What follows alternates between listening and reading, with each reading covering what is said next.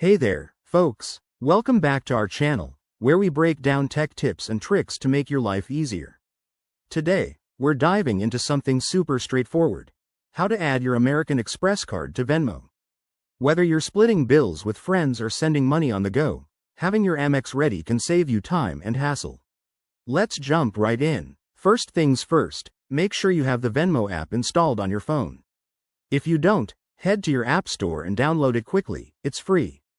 Once that's done, open the app and log in to your account. If you're new to Venmo, you'll need to create an account first. It's as easy as entering your email and setting up a password. Now that you're logged in, look for the menu icon. It's usually 3 horizontal lines or a profile picture in the top corner. Tap on that to open your settings. Next, scroll down until you find the Wallet or Payment Methods section. This is where the magic happens. Tap on it, and you'll see your current cards, if any. To add your American Express card, hit the Add or Add Card button. You'll be prompted to enter your card details. Go ahead and type in your Amex card number, expiration date, CVV, and the name on the card. Double-check everything for accuracy to avoid any errors.